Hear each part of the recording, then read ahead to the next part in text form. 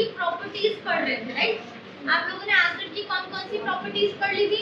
आप लोगों ने एक प्रॉपर्टी पढ़ी थी एसिड सोरिंग टेस्ट होता है, दूसरी प्रॉपर्टी पढ़ी थी एसिड ब्लू लिटमस को रेड में कन्वर्ट कर देते हैं। आप लोगों ने थर्ड प्रॉपर्टी पढ़ी थी एसिड का सॉल्यूशन इलेक्ट्रिसिटी को कंडक्ट करता है। हम लोगों ने ये डिस्कस किया था कि जब हम एसिड को पानी में डालते हैं तो वो हाइड्रोजन आयन रिलीज करता है, सही है ना? एंड क्योंकि आयन रिलीज हो रहे हैं इसलिए इलेक्ट्रिसिटी कंडक्ट हो रही है। उसके बाद आप लोगों ने एक बहुत इंपॉर्टेंट केमिकल प्रॉपर्टी पढ़ी थी कि जब आप लोग एसिड को मेटल से रिएक्ट कराते हो, किससे रिएक्ट कराते हो, तो क्या रिलीज हो रहा था? Hydrogen gas. क्या रिलीज हो रहा था? और साथ में क्या फॉर्म होता है? सॉल्ट। अब पढ़ते हैं नेक्स्ट प्रॉपर्टी, एंड ये प्रॉपर्टी भी बहुत ज्यादा इंपॉर्टेंट।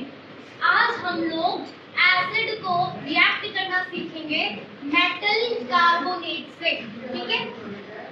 आज की प्रॉपर्टी भी बहुत इंपॉर्टेंट। हम लोग एसिड को किससे रिएक्ट कराएंगे? मेटल कार्बोनेट से।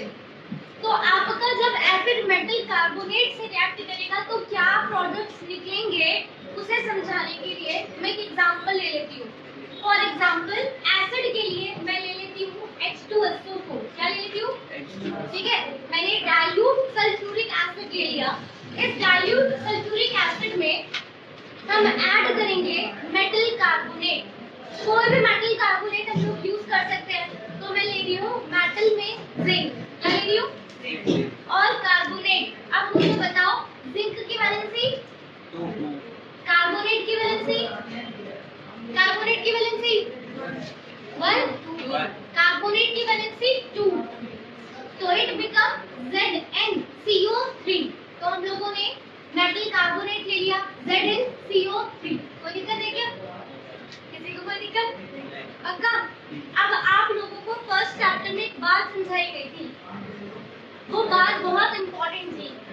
मैंने बोला था कि 10th क्लास में जब भी रिएक्टेंट की साइड कार्बोनेट बनेगा, ठीक है, ध्यान से सुना, 10th क्लास में जब भी रिएक्टेंट की तरफ कार्बोनेट होगा तो वो हमेशा किस चीज में डिकम्पोज होगा?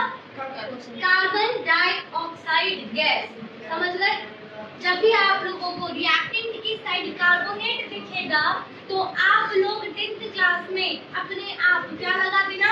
कार्बन डाइऑक्साइड गैस, क्योंकि गैस है इसलिए एरो ऊपर। सही है? अब ध्यान से सुनो क्या बोला। आपको पता है ना ये जो सल्फेट है वो किससे रिएक्ट करेगा? ठीक है ना? तो जिंक किससे रिएक्ट करेगा? सल्फेट से। तो क्या बनेगा? ZnSO4। Zinc sulphate ZnSO4, Zn2SO4 नहीं, जिंक की वैलेंसी 2, सल्फेट की भी वैलेंसी 2, 2 से 2 कैंसिल हो गया, इट बिकम ZnSO4। यहाँ से किसी को कोई डाउट है? अब देखो कार्बोनेट था, क्या था? कार्बोनेट का फॉर्मूला CO3 ना, कार्बोनेट CO3, वो किसमें कन्वर्ट हुआ है?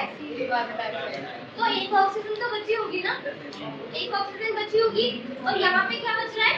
H2। यहाँ पे बच रहा है O। H2 और O जुड़ जाएंगे तो क्या बनाएंगे? वाटर। दोबारा समझा रहे हैं क्या? तो ध्यान से देखो, ये क्या था? एसिड। क्या था? ये क्या था? Metal carbonate. क्या था? Metal carbonate. क्या बना? सॉल्ट। ये क्या है? सॉल्ट। साथ में कार्बन डाइऑक्साइड गैस और क्या? वाटर। समझ गए मेरी बात को? तो जब भी मेरा एसिड मेटल कार्बोनेट से रिएक्ट करेगा तो वो फॉर्म करेगा सॉल्ट, साथ में बनाएगा कार्बन डाइऑक्साइड गैस, एंड साथ में बनाएगा आपका वाटर। किसी को कोई डाउट है क्या? ये हमेशा होता है जब भी कोई भी एसिड लिया जाएगा, ठीक है, उसे रिएक्ट कराया जाएगा मेटल कार्बोनेट से, तो क्या फॉर्म होगा? सॉल्ट, साथ में रिलीज होगी कार्बन डाइऑक्साइड गैस, और साथ में निकलेगा आपका एक वाटर। सही है? अब कुछ और रिएक्शन करते हैं। अब मैं लेती हूँ सोडियम कार्बोनेट, ठीक है, क्या लेती हूँ? अब जल्दी से सोडियम कार्बोनेट का फॉर्मूला बताओ। Sodium carbonate Na2CO3। रीजन देखो, सोडियम की वैलेंसी 1, कार्बोनेट की वैलेंसी, तो ये क्या बनेगा? Na2CO3। सही है?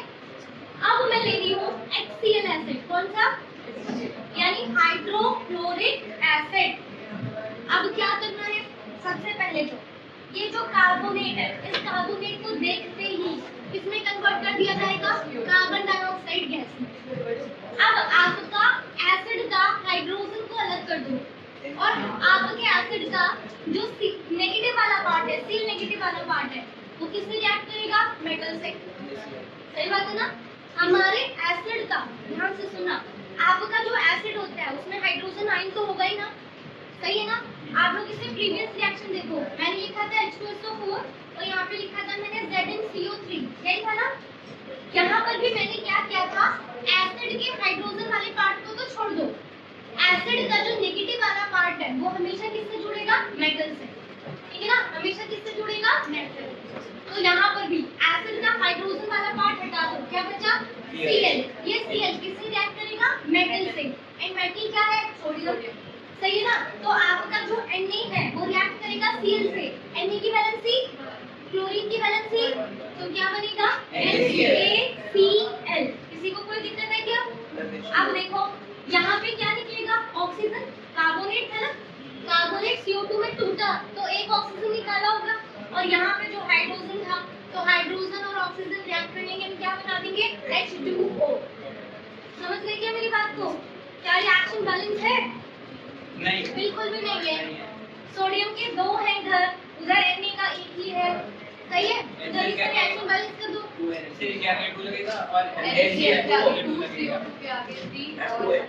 सबसे पहले क्या बैलेंस करते थे, सबसे पहले क्या बैलेंस करते हैं, मेटल। तो सबसे पहले सोडियम को बैलेंस किया जाए, सोडियम के दो हैं तो यहाँ पर भी मैंने कितने लगा दिए, 2। अब क्या बैलेंस किए जाएंगे, नॉन मेटल। तो पहले मैं क्लोरीन को बैलेंस कर लेती हूँ, इधर क्लोरीन के 2 हैं, इधर भी क्लोरीन के 2 हैं, सही है। कार्बन का इधर 1 है, इधर भी कार्बन का, हाइड्रोजन के इधर कितने हैं, 2, हाइड्रोजन के इधर भी कितने हैं, 2, एंड ऑक्सीजन ऑटोमेटिकली बैलेंस्ड है, 3 ऑक्सीजन के 2 + 1 3, हो गई रिएक्शन बैलेंस। अब एक बात बताओ, ये समझ आया कि रिएक्शन हो कैसे रही है। पर एग्जाम में तुम लोग इतना नहीं सोचोगे, एग्जाम में कैसे करोगे वो समझाती हूँ। एक और एसिड ले लेते हैं, HCl ही लेते हैं, कोई दूसरा मेटल लो, फॉर एग्जांपल मैंने मैग्नीशियम ले लिया, MgCO3, सही है। मैग्नीशियम की वैलेंसी, कार्बोनेट की भी, इसलिए MgCO3। अब देखो तुम लोग एग्जाम में कैसे करोगे, इतना नहीं सोचोगे जितना मैं बता रही हूँ। आप लोग ऐसे देखोगे कि ये क्या है, मेटल कार्बोनेट, ये क्या है, एसिड। जहाँ ये देखोगे ना मेटल कार्बोनेट और एसिड है तो सीधा लिखना शुरू करो, कार्बोनेट है तो क्या बनेगा, CO2, साथ में क्या बनेगा, फिर क्या सोचना है, हाइड्रोजन छोड़ दो, Cl, metal, MgCl2, Cl2, magnesium की वैलेंसी 2, क्लोरीन की MgCl। समझ गए क्या मेरी बात, किसी को कोई दिक्कत है क्या, अच्छे से क्लियर हो गया। तो कोई भी मेटल कार्बोनेट आएगा, कोई भी एसिड आएगा, इस तरह से रिएक्शन को कंप्लीट कर लेना। सिर्फ सॉल्ट बनाना है, CO2 निकालना है, वाटर बनाना है। सॉल्ट किससे बनेगा, मेटल से, और एसिड के हाइड्रोजन वाले पार्ट को छोड़कर जो नेगेटिव पार्ट है उन दोनों से बनेगा आपका सॉल्ट। यहाँ तक समझ आता है। अब जरा ध्यान से देखो इधर, हाँ पूछ लो।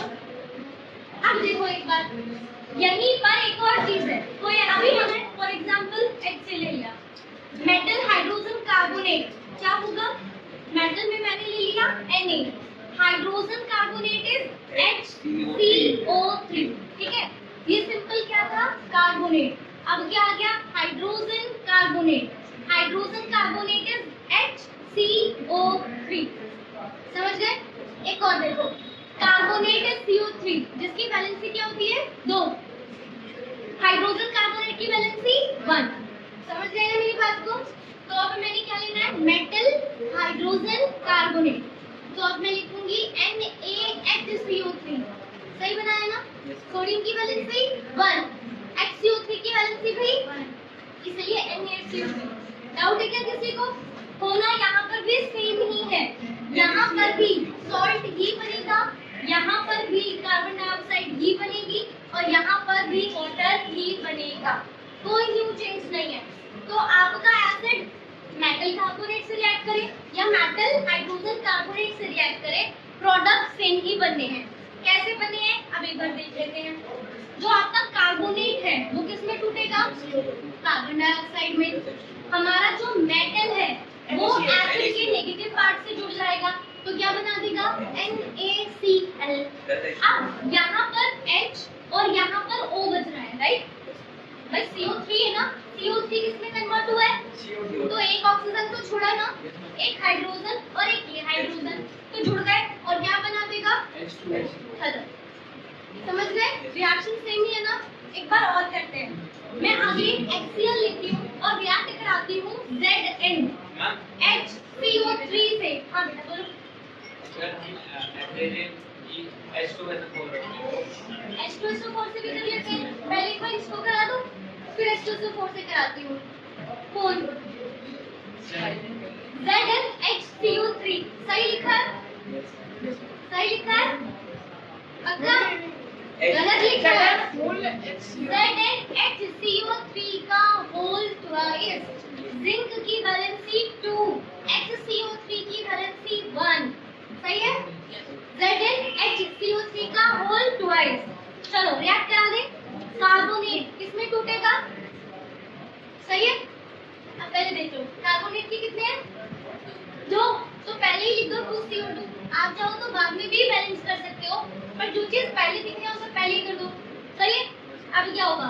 जिंक किससे रिएक्ट करेगा? क्या बनाएगा? ZnCl2। जिंक की वैलेंसी 2। तो क्लोरीन के 2 चाहिए तो पहले 2 लगा दिए। ठीक है ना? अब क्या होगा? 2 हाइड्रोजन यहाँ पर है, 2 हाइड्रोजन यहाँ पर है, 2 ऑक्सीजन यहाँ पे है, तो कितने वाटर के मॉलिक्यूल्स बन जाएंगे? आगे समझ में? दोबारा समझाऊं क्या? अब तुम लोगों ने कहा सल्फ्यूरिक एसिड से वही करो। अगर मेरे को H2SO4 को रिएक्ट कराना पड़े NaHCO3 को तो कोई चेंज नहीं होना है, बातें सारी सेम रहेंगी। कार्बोनेट किसमें टूटेगा? कार्बन डाइऑक्साइड में। सोडियम किससे रिएक्ट करेगा? सल्फेट से, तो इट्स बिकम Na2SO4। ठीक है? सल्फेट की वैलेंसी 2। तो बैलेंस यहीं से करते चलते हैं। सोडियम के कितने चाहिए? 2। तो अब कार्बोनेट के भी कितने बनेंगे? 2। इधर हाइड्रोजन के 2 है, इधर हाइड्रोजन के 2 है, तो सीधी बात है वाटर के भी कितने बनेंगे? खत्म। समझ रहे हैं बात को? तो होना कुछ नई चीज नहीं है, सॉल्ट बनाना है, कार्बन डाइऑक्साइड गैस निकालनी है, वाटर फॉर्म करना। समझ गए क्या मेरी बात को? सॉल्ट बनाने के लिए कुछ नहीं देखना होता, सॉल्ट बनाने के लिए बस देखना होता है कि मेटल कौन सा है और आपके एसिड का नेगेटिव वाला पार्ट कौन सा है। समझ गए ना? कोई दिक्कत है क्या? अच्छे से रिएक्शन समझ आ गई? अभी रिएक्शन जितनी इम्पोर्टेंट है ना, उससे ज्यादा इम्पोर्टेंट है इससे निकलने वाली गैस की टेस्टिंग। अब इस रिएक्शन से कौन सी गैस निकल रही है? इस रिएक्शन से कौन सी गैस निकल रही है? Carbon dioxide. कार्बन डाइऑक्साइड की टेस्टिंग करनी है। हर जगह पॉप साउंड नहीं आता है, समझ गए? वो सिर्फ हाइड्रोजन में आता है। तो इस वाली रिएक्शन में कौन सी गैस निकल रही है? अब हमें क्या सीखना है? कार्बन डाइऑक्साइड की टेस्टिंग। और ये टेस्टिंग बहुत ज्यादा इम्पोर्टेंट है। हमारी केमिस्ट्री में इस टेस्टिंग को बहुत ज्यादा बार पूछा गया है, आपके बोर्ड की एग्जाम में और आपके हाफ ईयरली प्री बोर्ड इन सब में। ठीक है? समझे इसकी टेस्टिंग को? इसकी टेस्टिंग बहुत ही सिंपल है। इसकी टेस्टिंग के लिए ना मैं तुम लोगों को ही दिखाना चाहती हूँ। ये देखो सर, ये जो डायग्राम दिख रहे हैं ना, एक बार इन डायग्राम को देखो। हम लोग सबसे पहले लाइम वाटर लेते हैं। फर्स्ट चैप्टर में लाइम वाटर का फॉर्मूला पढ़ा था। क्या है लाइम वाटर का फॉर्मूला?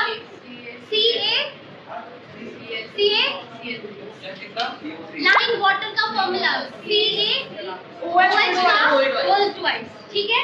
याद रखो, फर्स्ट चैप्टर में भी जरूरी था, यहाँ पर भी जरूरी है। CaOH का whole twice. Calcium hydroxide is what?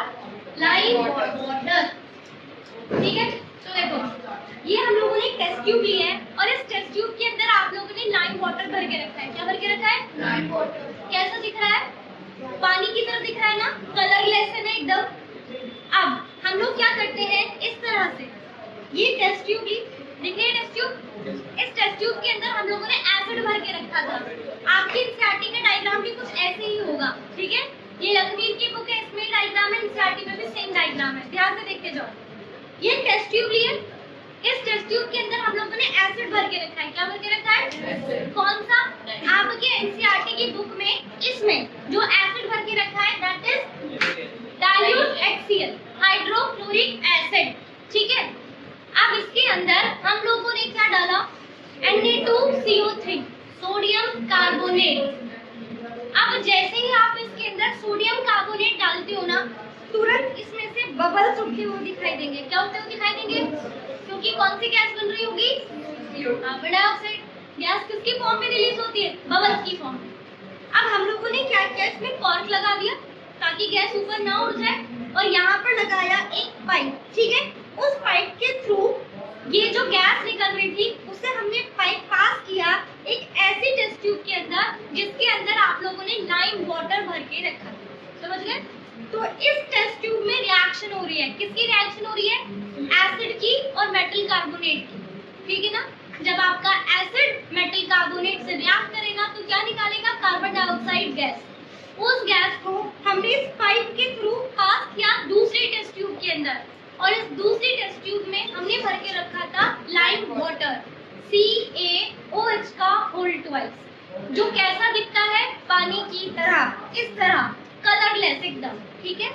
अब इसमें क्या पास हो रहा है? Carbon dioxide. क्या पास हो रही है? तो धीरे धीरे ये जो है वो कन्वर्ट हो जाएगा एक मिल्की सॉल्यूशन में। कैसे सॉल्यूशन में? मिल्की सॉल्यूशन मतलब दूध जैसा वाइट हो जाएगा। ये आप लोगों को स्कूल में जब लैब में लेके जाएंगे ना, तो ये एक्सपेरिमेंट करके दिखाया जाएगा, तो बिल्कुल क्लियरली व्हाइट कलर का सॉल्यूशन बनता हुआ दिखाई देता है, जिसे हम लोग मिल्की सॉल्यूशन कहते हैं, ठीक है? बिल्कुल। हम लोगों ने यहाँ पे क्या करके रखा था? कैल्शियम हाइड्रोक्साइड, CaOH का होल ट्वाइस। अब इसके अंदर क्या हुआ? चल रही है रिकॉर्डिंग अभी? रुक गई? रुक गई? ठीक ठीक, देखो क्या था? CaOH का होल ट्वाइस। इसमें हमने क्या पास किया? Carbon dioxide gas.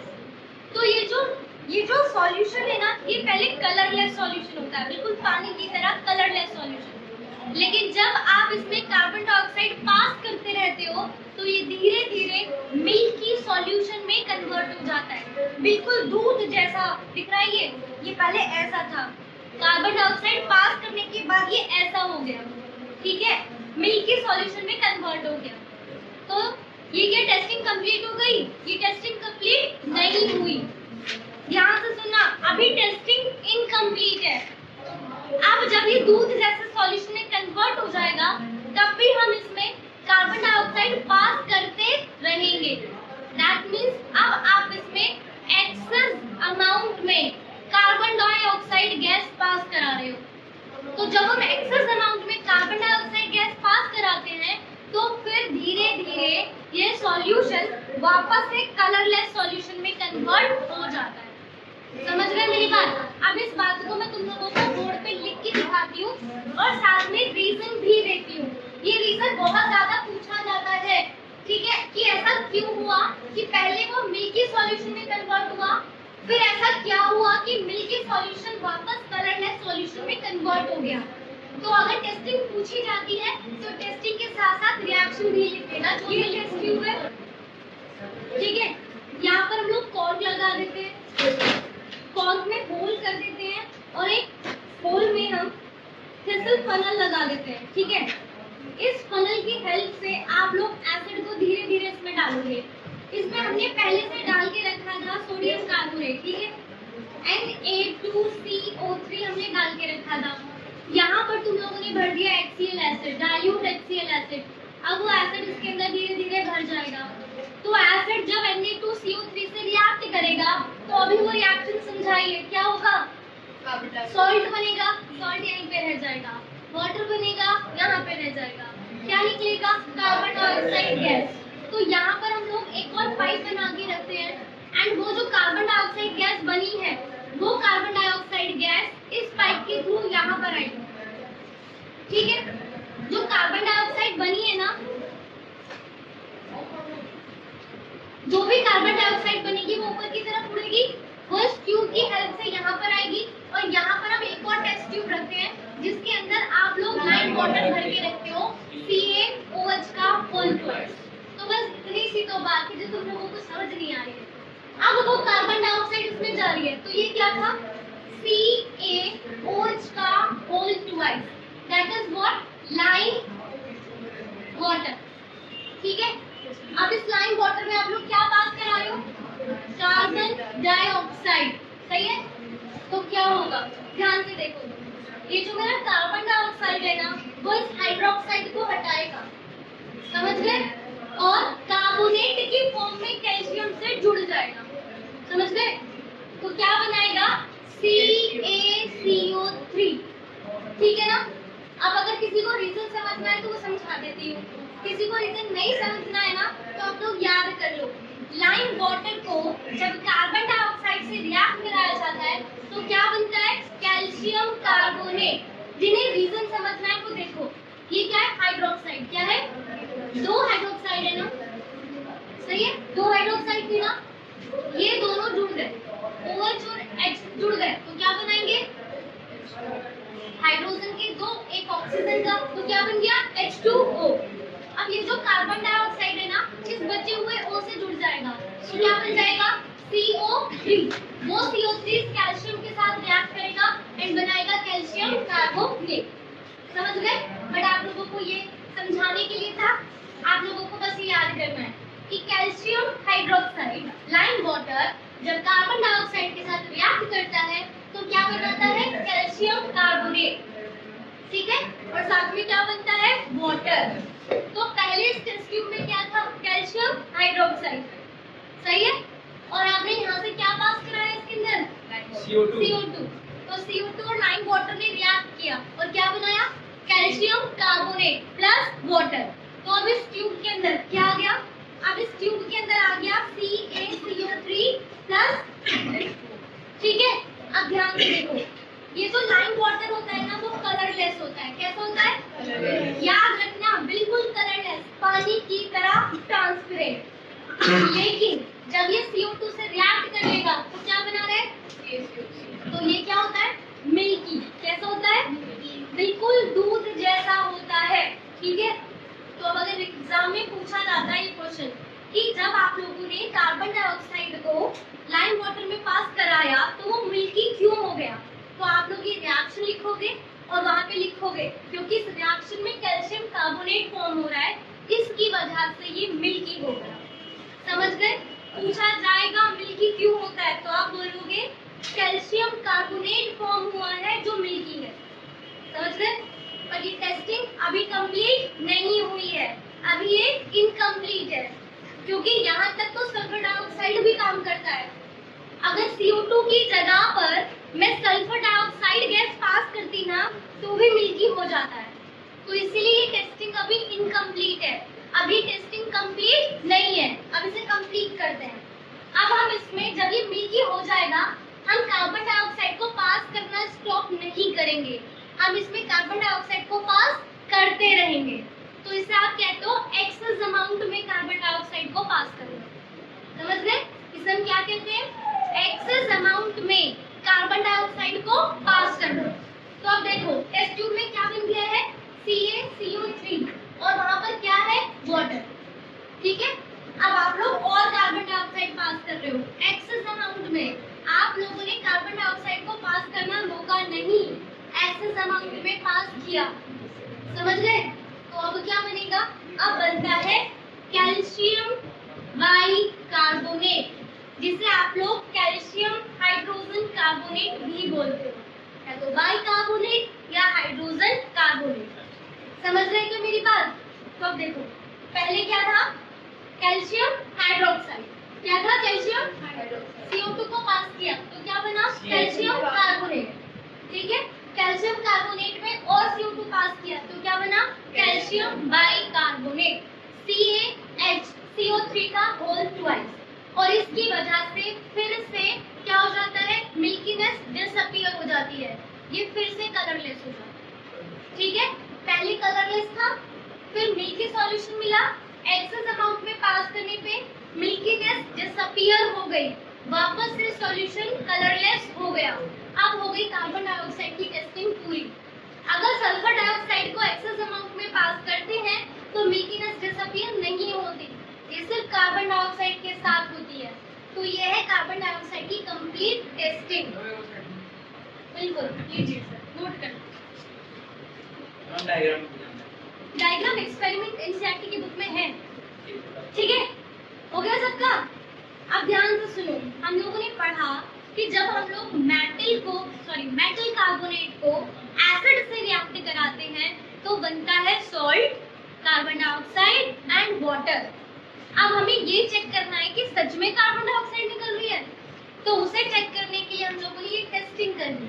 इस टेस्टिंग के लिए निकलने वाली गैस को लाइम वाटर में पास कराया जो कि कलरलेस था, CO2 को पास कराने पे ये मिल्की हो गया और एक्सेस में पास कराने पे मिल्कीनेस डिसअपीयर हो गई। एंड ये दोनों रिएक्शन टिप्स पे याद कर लेना, ये रिएक्शन बहुत बहुत बहुत ज्यादा इंपॉर्टेंट है। समझ आ गया? ठीक है, अब ध्यान से सुनना, ये सिर्फ मेटल कार्बोनेट की रिएक्शन नहीं थी, मेटल हाइड्रोजन कार्बोनेट के साथ भी सेम होता है। ठीक है, कोई दिक्कत है? कार्बन डाइऑक्साइड गैस के बारे में एक और बात बता देती हूँ, कार्बन डाइऑक्साइड गैस जलने में सपोर्ट नहीं करती है, सही है ना? तो अगर बर्निंग कैंडल स्टिक को उसके पास लेकर आओगे तो वो बुझ जाएगी, क्योंकि CO2 कोई सपोर्ट नहीं करती है बर्न करने में।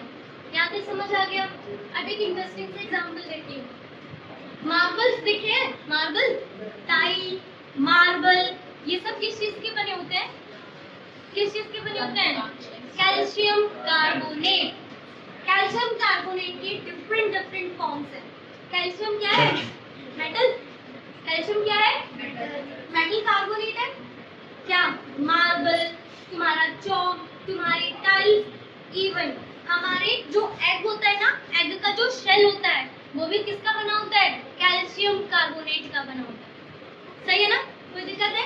कैल्शियम कार्बोनेट के डिफरेंट डिफरेंट फॉर्म्स है। एंड कैल्शियम इज मेटल, तो मेटल कार्बोनेट। अब मेटल कार्बोनेट पे आप लोग डालोगे एसिड, क्या डालोगे? तो क्या बनेगा? Salt, carbon dioxide gas, water.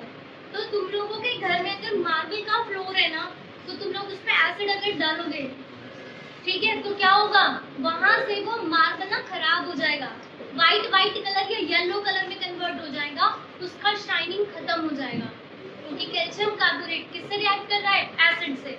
तो वो कैल्शियम कार्बोनेट नहीं रहेगा, वो किसी दूसरे सॉल्ट में कन्वर्ट हो जाएगा। और जब आप लोग मार्बल पे एसिड डालोगे ना, तो आपको बुलबुले झाग की फॉर्म में उठते दिखाई देंगे, एंड वो किस चीज के होंगे? Carbon dioxide. समझ गए मेरी बात? ये बताओ, मार्बल आ गया, एग शेल भी कैल्शियम कार्बोनेट का बना है। आप लोग अगर एग शेल लोगे ना, अंडा लोगे, ठीक है, उसके ऊपर एसिड डालोगे तो क्या हो जाएगा? उसके ऊपर की लेयर खत्म हो जाएगी, ठीक है, और पहले बुलबुले उठेंगे, किस चीज के?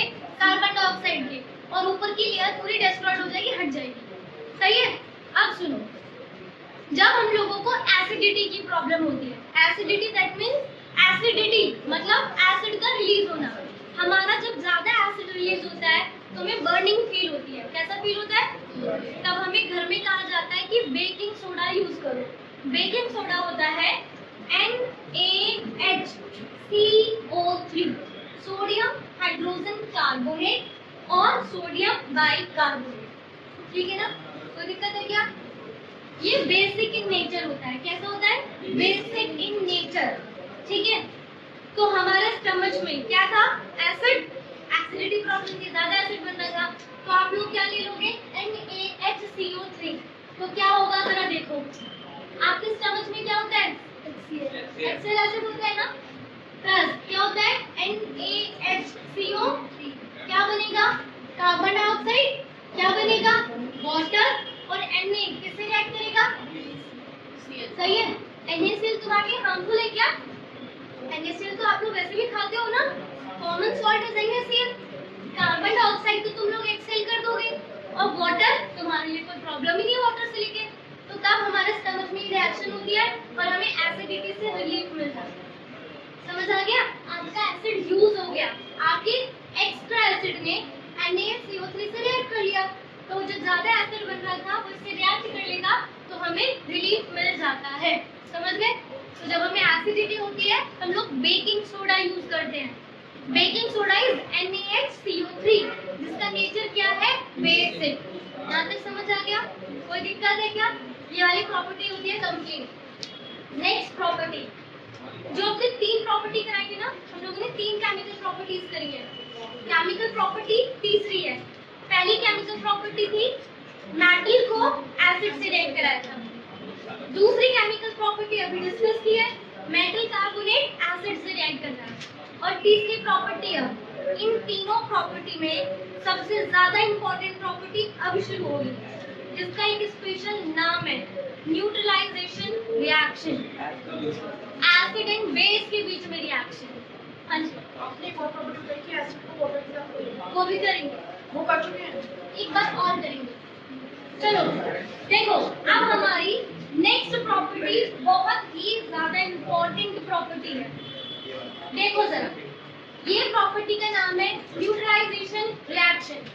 ये रिएक्शन कभी भी पीछा नहीं छोड़ने वाली है।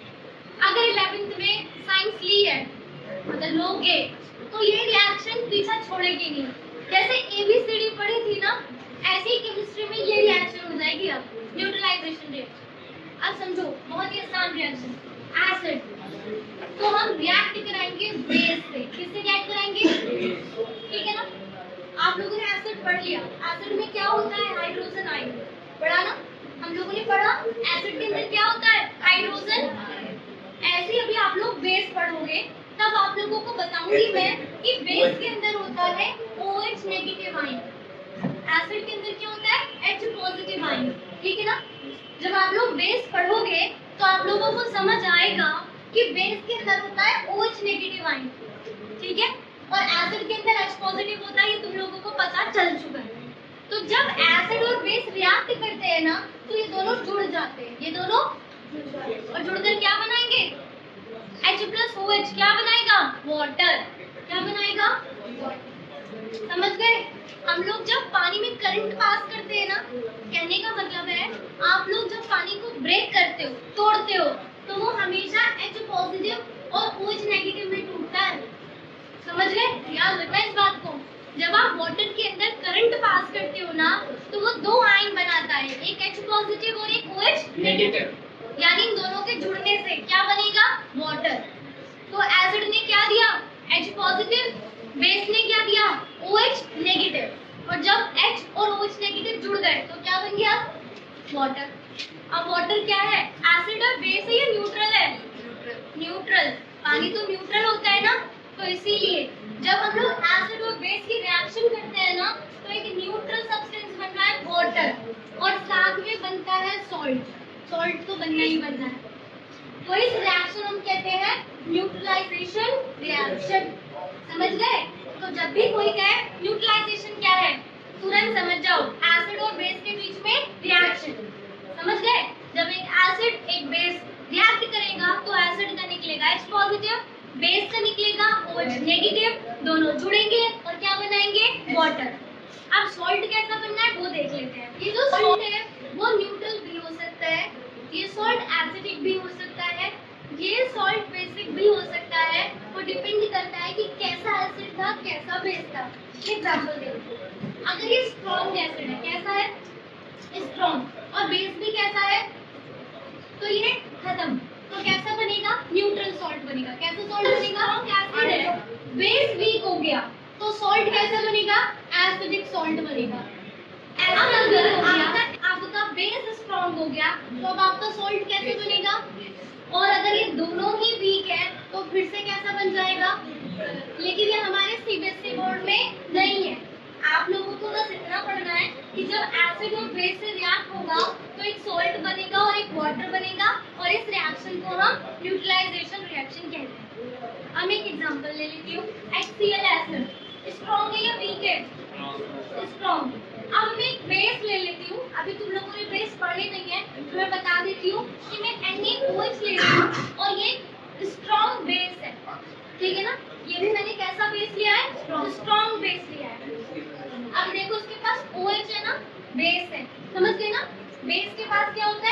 OH। अब क्या होगा, इसका H निकलेगा, इसका OH निकलेगा और क्या बनाएगा, इसका Na और इसका Cl। और ये कैसा है सॉल्ट, न्यूट्रल सॉल्ट है। कैसा सॉल्ट है, क्योंकि ये भी स्ट्रॉन्ग था और ये भी स्ट्रॉन्ग था, तो कैसा सॉल्ट बना, न्यूट्रल सॉल्ट बना, न्यूट्रलाइजेशन रिएक्शन। समझ आ गया, किसी को कोई दिक्कत है क्या? एक और एसिड ले लो, H2SO4, ठीक है, H2SO4 किससे रिएक्ट करा दो, ये ले लेते हैं, NaOH ही ले लेते हैं। तो इसके पास कितने हाइड्रोजन है, 2, तो इधर भी 2 कर दो, 2 हाइड्रोक्साइड हो जाएंगे, तो क्या बन जाएगा, 2H2। अब आपका सोडियम सल्फेट से रिएक्ट करेगा तो क्या बनाएगा, Na2SO4। समझ गए क्या मेरी बात, न्यूट्रलाइजेशन रिएक्शन। किसी को कोई दिक्कत है क्या? अब इसको एक एक्सपेरिमेंट के थ्रू समझते हैं, समझाओ एक्सपेरिमेंट के थ्रू। आप लोगों ने फेनोक्सिलीन पढ़ा है, फेनोक्सिलीन क्या है, इंडिकेटर। कैसा इंडिकेटर, नेचुरल इंडिकेटर है, सिंथेटिक इंडिकेटर। अब बताओ फेनोक्सिलीन का कलर कैसा होता है, कलरलेस। अब ध्यान से सुनो, मैंने एक बीकर लिया, एक टेस्ट ट्यूब लिया, ठीक है, उस टेस्ट ट्यूब के अंदर मैंने NaOH डाल दिया। क्या डाल दिया, NaOH का नेचर बेसिक। अब मैंने उसमें कुछ अमाउंट में फेनोक्सिलीन डाल दिया, तो फेनोक्सिलीन का कैसे कलर हो जाएगा, पर्पल। कैसा, पिंक, ठीक। NaOH का कैसे कलर है, सॉरी, NaOH का नेचर क्या है, बेसिक। एंड आप लोगों ने पढ़ा है कि फेनोक्सिलीन का कलर कैसा होता है, पिंक इन बेसिक, सही है ना? कोई दिक्कत है क्या? ऐसे देखो, ये मेरे पास एक टेस्ट ट्यूब थी, सही है क्या? चलो पहले इसमें फेनोक्सिलीन डाल दो, मैंने इसमें फेनोक्सिलीन डाल दिया, क्या डाल दिया, फेनोक्सिलीन का कलर कैसा होता है, कलरलेस। पक्का, कलरलेस। अब मैंने इसमें ऊपर से NaOH ऐड किया, क्या ऐड किया, NaOH। NaOH क्या है, बेस, क्या है, तो जब आप लोग इसमें NaOH को डाल दोगे तो इसका कलर कैसा हो जाएगा, पिंक हो जाएगा। कैसा हो जाएगा, क्यों, क्योंकि कैसा है, बेसिक। कौन है बेसिक, NaOH। कोई दिक्कत है? तो आप लोगों ने फेनोक्सिलीन का कलर चेंज होते हुए देखा, तुम्हें दिखा है कि अब उसके अंदर कैसा कलर है, पिंक। अब मैं इसके अंदर एसिड डालूंगी, क्या डालूंगी, एसिड। कौन सा एसिड, मान लो मैं HCl डाल रही हूँ, तो मैंने ऊपर से एसिड आपका थिसल फेनल लिया और उस थिसल फेनल की हेल्प से धीरे धीरे इसमें मैं ऐड कर रही हूँ HCl। क्या ऐड कर रही हूँ, तो आप लोग ने नोटिस किया कि जैसे जैसे उसके अंदर HCl जाएगा वैसे वैसे पिंक कलर फेड होता जाएगा। पिंक कलर क्या होता जाएगा, फेड। और मैं फिर भी HCl डालती जा रही हूँ, थोड़ा थोड़ा डालती जा रही हूँ, पिंक कलर कम होता जा रहा है, कम होता जा रहा है, और एक टाइम ऐसा आएगा कि पिंक कलर बिल्कुल खत्म हो जाएगा, फेनोक्सिलीन कलरलेस हो गया। ऐसा क्यों हुआ, क्यों हुआ ऐसा, क्योंकि सही है ना, NaOH बेस था, मैंने क्या डाला, HCl। अब बेस और एसिड रिएक्ट कर रहे हैं तो कैसी चीज बनती जा रही है, न्यूट्रल, न्यूट्रल सॉल्ट बन रहा है और वाटर बन रहा है, सही है। तो इसका बेसिक नेचर क्या धीरे धीरे कम होता जा रहा था। मैं एसिड डालती थी, बेसिक नेचर कम हो जाता था, तो पिंक कलर कम हो जाता था। मैंने और एसिड डाला तो बेस ने फिर एसिड से रिएक्ट किया, बेसिक नेचर कम हो गया, न्यूट्रल होता चला गया। और जैसे जैसे न्यूट्रल होता जाएगा कलर कम होता जाएगा, और जब सॉल्यूशन प्रॉपर न्यूट्रल हो जाएगा तो पिंक कलर बिल्कुल खत्म हो जाएगा और सॉल्यूशन कैसा हो जाएगा, कलरलेस। समझ आ गया? अब ध्यान से सुनो, अब जब वो कलरलेस हो गया, क्या हो गया, कलरलेस, तो मतलब ये पूरा का पूरा क्या हो गया, न्यूट्रल। क्या हो गया, न्यूट्रल। अब मैं इसमें फिर से NaOH डालूंगी तो क्या हो जाएगा, पिंक, यानी अब इसमें बेसिक ज्यादा हो गया, और जैसे जैसे बेसिक ज्यादा होगा पिंक कलर फिर से वैसे वैसे ज्यादा होता जाएगा। समझ आ गई एक्सपेरिमेंट? किसी को कोई दिक्कत? न्यूट्रलाइजेशन रिएक्शन समझ आ गई? जब आपका एसिड बेस से रिएक्ट करता है तो न्यूट्रल सॉल्ट बनाता है और वाटर बनाता है। न्यूट्रल सॉल्ट तब बनेगा जब स्ट्रॉन्ग एसिड और स्ट्रॉन्ग बेस रिएक्ट करेंगे। किसी को कोई दिक्कत? पक्का? अब इस न्यूट्रलाइजेशन रिएक्शन से रिलेटेड एक और रिएक्शन है पर उसका नाम अलग है। अब हम एसिड को रिएक्ट कराएंगे मेटल ऑक्साइड से। किससे रिएक्ट करेंगे? ठीक है, आप जरा ध्यान से सुनना मेरी बात को। पीरियोडिक टेबल पढ़ोगे, ठीक है। हमारी इस बुक का सबसे लास्ट चैप्टर कौन सा है? Periodic table. तो जब आप लोग पीरियोडिक टेबल पढ़ोगे तब आप लोगों को एक बात समझ आएगी कि जितने भी मेटल होते हैं ना, उनके ऑक्साइड बेसिक इन नेचर होते हैं, ठीक है। हम लोग इसके बाद भी एक चैप्टर पढ़ेंगे ना, मेटल एंड नॉन मेटल, उसमें भी आपको एक बात समझ आएगी कि जितने भी मेटल के ऑक्साइड होते हैं उनका नेचर बेसिक होता है। कैसा होता है? बेसिक। तो ये बात याद रख लेना।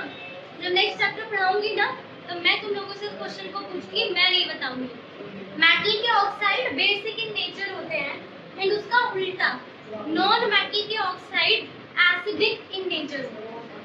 समझ गए मेरी बात को? तो अब मैं एसिड को रिएक्ट करा रही हूँ मेटल ऑक्साइड से। किससे रिएक्ट करा रही हूँ? Metal oxide. तो ये कैसा है? एसिड। और ये कैसा है? बेसिक। सही है ना?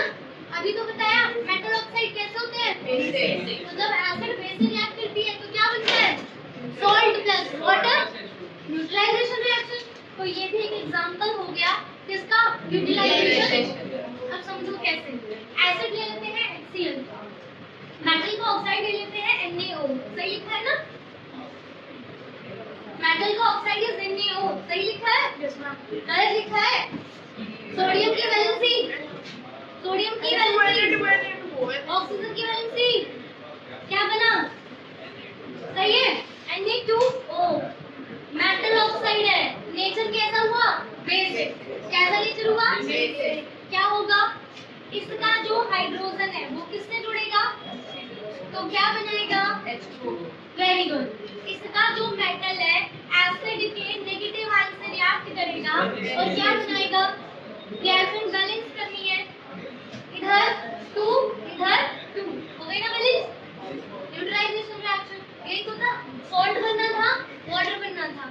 तो जब आपका एसिड मेटल के ऑक्साइड से रिएक्ट करता है तो बनाता है सॉल्ट, और साथ में ये भी न्यूट्रलाइजेशन रिएक्शन का एक एग्जांपल है, क्योंकि मेटल के ऑक्साइड बेसिक इन नेचर होते हैं। समझ आ गई मेरी बात? किसी को कोई दिक्कत है क्या? आपके एसिड की जो भी केमिकल प्रॉपर्टीज थी वो हो गई कंप्लीट, बस एक को छोड़कर। वो फिजिकल प्रॉपर्टी में आ सकती है। जितने भी एसिड होते हैं ना वो कोरोसिव इन नेचर होते हैं। कोरोसिव इन नेचर मतलब वो किसी भी चीज पे डलेंगे ना तो उसे हीट अप कर जाएंगे, उसे जला देंगे, उसे खराब कर देंगे। फॉर एग्जांपल, एसिड तुम्हारी स्किन पे डलेगा तो स्किन बर्न हो जाएगी। एसिड को किसी भी चीज पे डालो, सारी चीजें क्या हो जाती है? जल जाती हैं। एसिड को पेपर पे डालो, कपड़े पे डालो, लकड़ी पे डालो, मार्बल पे डालो, ज्यादातर लोहे पे डालो तो भी रिएक्शन होगी ना। लोहा क्या है? मेटल। और आप लोगों ने पढ़ा है जब मेटल को एसिड से रिएक्ट कराते हैं तो बनता है सॉल्ट और हाइड्रोजन गैस। समझ गए? बस एसिड हमारे नॉन मेटल से रिएक्ट नहीं करता। सही है ना? ठीक। पर उनपे भी रिएक्शन होती है, उनपे भी बर्निंग होती है। तो आपको याद रखना है एसिड का नेचर कैसा होता है?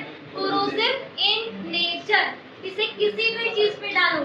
नॉन मेटल का एग्जांपल में प्लास्टिक ले लो, प्लास्टिक को एसिड में डालो, क्या होता है? अगर स्ट्रॉन्ग एसिड है तो प्लास्टिक को बर्न कर देता है। सही है ना? तो आपके जो एसिड होते हैं ना वो कोरोसिव इन नेचर होता है। ये हो गई हमारी एसिड की प्रॉपर्टीज खत्म।